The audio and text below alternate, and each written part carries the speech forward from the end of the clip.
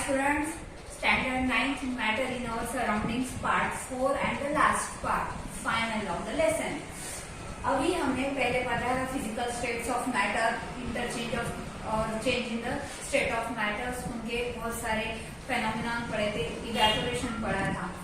अब हम पढ़ने वाले हैं जब वो चेंज होते हैं सॉलिड से लिक्विड.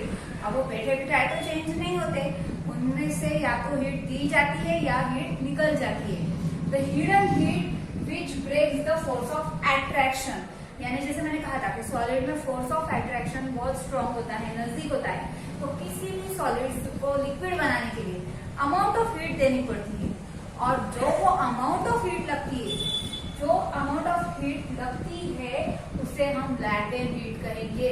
किसमें? सॉलिड से लिक्विड कन्वर्जन में जितनी अमाउंट ऑफ हीट लगती है. जैसे अगर 1 यूनिट के लिए मैंने सपोज 1 किलोग्राम ले लिया, सपोज आइस, करेक्ट. अब मैं उसमें जितनी हीट दूंगी ताकि वो 1 किलोग्राम ऑफ लिक्विड वाटर बन जाएगा, वो जो हीट लगेगी उसे हम कहेंगे लैटेंट हीट ऑफ, क्या कहेंगे हम? Melting. Latent heat of melting, क्योंकि हमने वहां मेल्टिंग किया. वैसे ही 1 लीटर ऑफ अगर मैंने वाटर लिया और पूरा 1 लीटर गैस बनाया, और गैस बनाया यानी वाटर वेपर बनाया, उसको जितनी हीट लगी होगी उसको कहेंगे latent heat of, correct, boiling. तो अलग अलग इवेपोरेशन, यानी जब भी change of state of matter होता है, सॉलिड से लिक्विड में जाए, लिक्विड से गैसियस में जाए, तो जब जाते हुए उनको जितनी हीट लगती है 1 किलोग्राम या 1 ग्राम में, तो उसको लैटेंट हीट कहा जाता है. उसके पर्टिकुलर यूनिट्स होते हैं. यूनिट कैसे होते हैं तो वो आपको पता चल जाएगा जब मैं एक्सप्लेन करूंगी आगे चल के.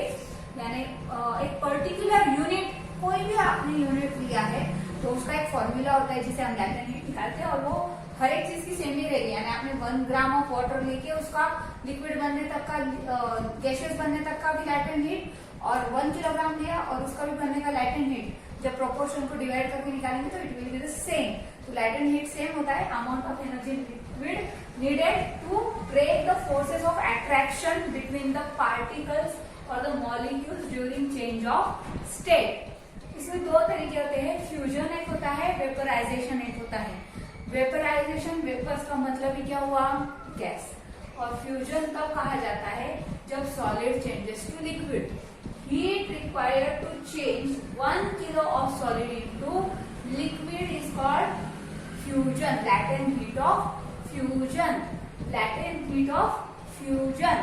Similarly, heat required to change 1 kilogram of liquid to gaseous at atmospheric pressure at its boiling point is called latent heat of vaporization. यानी latent heat के 2 तरीके, जैसे मैंने बताया. सॉलिड से लिक्विड बनता है तो latent heat of fusion, liquid से गैसियस बनता है तो latent heat of vaporization. दोनों में हमने 1 किलो ही लिया. यहाँ पे एटमॉस्फेरिक प्रेशर इसीलिए बोला गया है ताकि प्रेशर चेंज ना हो. सॉलिड में भी एटमॉस्फेरिक प्रेशर लगा तो कोई इश्यू नहीं होता है, क्योंकि वो तो वैसे भी 1 एटमॉस्फेयर ही होता है जो नॉर्मल होता है. तो आई होप यहाँ तक समझ गए होंगे. लैटेंट हीट ऑफ फ्यूजन होती है heat required to change 1 kilogram of solid into liquid, and latent heat of vaporisation is changing of 1 kilogram of liquid to gaseous. यहाँ तक हमारा पहला पार्ट फिनिश होता है. Now some small concepts. Temperature किस में गिनेंगे? तो 2 स्केल्स होती है, केल्विन और सेल्सियस. मैंने इससे पहले भी बताया और तुमने भी सुना होगा. जनरल यूज में हम सेल्सियस वर्ड यूज करते, मगर लैबोरेटरी में या इम्पोर्टेंट कोई आप काम कर रहे हैं या एक्सपेरिमेंट कर रहे हैं तो वहां ज्यादातर Kelvin is preferred over Celsius. Better scale than Celsius माना जाता है. वो एसआई यूनिट क्या है? केल्विन. एसआई यूनिट है ये केल्विन. अब इसको 0 degree is equal to 273 degree Kelvin, यानी जहां 0 से सेल्सियस की शुरू होती है वहां ऑलरेडी केल्विन 273 डिग्री पे आ चुका होता है. यानी हम अगर ऐसी बात करें तो -273 degree Celsius is 0 kelvin and 0 Celsius is 273 degree kelvin. अगर आपको जितना भी सेल्सियस नया निकालना है या सेल्सियस को कन्वर्ट करना है केल्विन में, तो बस जो भी आपको मिला है, हाँ, तो उसमें आप क्या करेंगे? सेल्सियस में 273 डिग्री ऐड करेंगे तो केल्विन में चेंज हो जाएगा. यानी अगर आपको 5 डिग्री सेल्सियस केल्विन में कन्वर्ट करना है तो 5 + 2 73 is equal to 278 degree Kelvin. 10 करना है तो 273 plus 10 is equal to 283 Kelvin. I hope similar के आप समझ जाएंगे और सॉल्व करवाएंगे। इस पे क्वेश्चन आते हैं, convert the given Celsius into kelvin. Now pressure क्या होता है? प्रेशर इज एक तरीके से दबाव। जो प्रेशर होता है वो दबाव जो एक्सर्ट होता है वो मेजर किया जाता है एटमॉस्फेयर।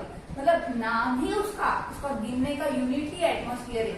जैसे वजन गिनते किलोग्राम में, लिक्विड गिनते हैं लीटर्स में, तो प्रेशर गिनते हैं एटमॉस्फेयर में। प्रेशर के 2 यूनिट होते हैं। ऐसा यूनिट प्रेशर का होता है पास्कल। केल्विन जो होता है वो टेम्परेचर का होता है और प्रेशर का होता है पास्कल और एटमॉस्फेयर। टेम्परेचर का होता है केल्विन और सेल्सियस। फिर एक बार बता दूं, केल्विन सेल्सियस टेम्परेचर के और एटमॉस्फेयर पास्कल राइट प्रेशर के। अब उनका रिलेशन कैसा है? 1 atmosphere is equal to 1.01 into 10⁵ 10 to the power 5 यानी 10 into 10 into 10 into 10 into 10 pascal. आई बात समझ में? 1 atmosphere is equal to 1.01 into 10⁵ pascal, ये उसका यूनिट है। यानी अगर आपको 2 एटमॉस्फेयर मिला तो आप क्या करेंगे? 2 इंटू 1.01 इंटू 10⁵ पास्कल। इस तरह से आप कन्वर्ट आउट कर सकते हैं। एटमॉस्फेरिक प्रेशर जो होता है वो सी लेवल पे हमेशा 1 एटमॉस्फेयर होता है और जिसको हम नॉर्मल एटमॉस्फेरिक प्रेशर मानते हैं।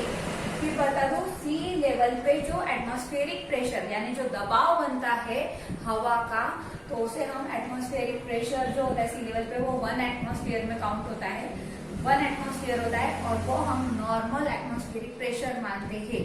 अगर एक शॉर्ट रिवीजन करें तो इसमें हमने स्टेट्स देखे, फिजिकल स्टेट्स देखे, उनका इंटरचेंज देखा, boiling, freezing, condensation, sublimation, evaporation and freezing, ये सब कुछ देखा हमने। मेल्टिंग देखा हमने, उनके लैटेंट हीट ऑफ फ्यूजन और लैटेंट हीट ऑफ वेपराइजेशन देखा, टेम्परेचर के 2 स्केल्स केल्विन एंड सेल्सियस और उनका इंटर कन्वर्जन देखा, प्रेशर के 2 स्केल्स एटमॉस्फेयर और पास्कल और उनका इंटर कन्वर्जेशन देखा, एटमॉस्फेरिक प्रेशर को समझा और हमने ये सारी चीजें जानी कि सॉलिड, लिक्विड और गैसेस में क्या डिफरेंस होता है। अब इस पे 2-3 क्वेश्चंस मैं आपको बता दूं। Define sublimation with examples, list 2 properties that liquid have common with solids और explain why temperature remain constant during the change of a state of any substance और it doesn't, then give reason. और hot question जिसे हम कहते हैं या जिसमें दिमाग लगाना पड़ता है, डू वी स्वेट, स्वेट यानी पसीना ज्यादा आना, do we sweat more on a dry day और ऑन अ रेनी और humid day and justify your reason. यानी आपको पसीना गर्मियों के दिनों में ज्यादा आता है या सर्दियों के दिनों में ज्यादा आता है और उसका रीजन भी आपको बताना है। ऐसे और बहुत सारे क्वेश्चंस होते हैं। So keep learning, study hard, hope you enjoyed the topic and hope you got all the knowledge. Bye.